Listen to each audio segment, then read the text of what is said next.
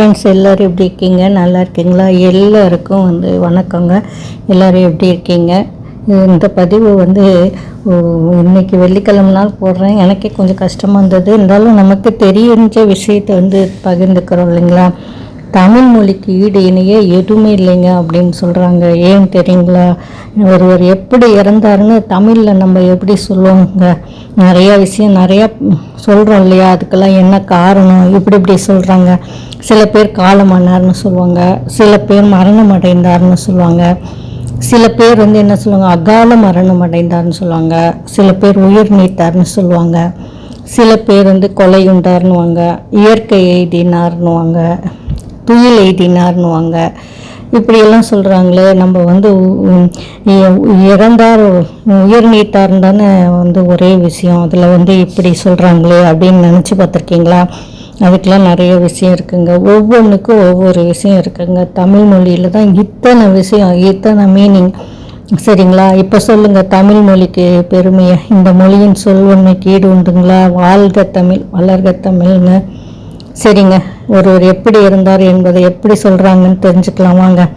காலமானார் அப்படின்னு சொன்னாங்கன்னா வயதாகி போய் இறந்தாங்கன்னு அர்த்தங்க. அவங்கள காலமானார் அப்படின்னு சொல்லுவாங்க. சரிங்களா? மரணம் அடைந்தார் அப்படின்னு சொல்லிங்கன்னா மாரடைப்பில் மரணம் அடைந்தார்னு சொல்கிறது தான், இறக்குறாங்க அப்படின்னு சொல்கிறது தான் மரணம் அடைந்தான்னு சொல்கிறது. சரிங்களா? அடுத்தது பார்த்திங்கன்னா அகால மரணம் அடைந்தார் அப்படின்னு சொன்னீங்கன்னா விபத்துக்களால் இறக்கிறதுக்கு பேர் தாங்க அகால மரணம் அடைதல்னு பேருங்க. சரிங்க. சில பேரை மட்டும் உயிர் நீத்தார் அப்படின்னு சொல்லுவாங்கங்க. சரி, அவங்க என்ன பண்ணாங்கன்னு தெரிஞ்சுக்கலாங்களா? தற்கொலை செஞ்சுட்டு இறந்து போகிறாங்க இல்லையா, அவங்கள உயிர் நீத்தார் அப்படின்னு சொல்கிறாங்க. அப்படி சரிங்களா? கொலையுண்டார் அப்படின்னு சொல்கிறாங்கன்னா கொலை ஆகி இறக்குறதுங்க. சரிங்களா? அவங்க இந்த மாதிரி எல்லாம் இருக்குங்க. நம்ம தெரிஞ்சுக்க ஏன் இப்படியெல்லாம் சொல்கிறாங்க அப்படின்னு தெரிஞ்சுக்கிறது நல்லது இல்லைங்களா? அதனால தான் இந்த பதிவில் நான் ஏன் இப்படி நானே யோசிச்சிட்டே இருப்பேங்க. ஒவ்வொருத்தரும் ஒவ்வொரு காரணம் சொல்கிறாங்களே அப்படின்னு சொல்லிட்டு. சரிங்களா? அடுத்தது பார்த்திங்கன்னா இயற்கை எய்தினார்னு சொல்லுவாங்க.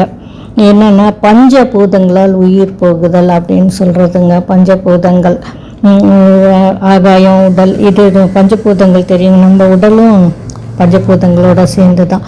சரிங்களா?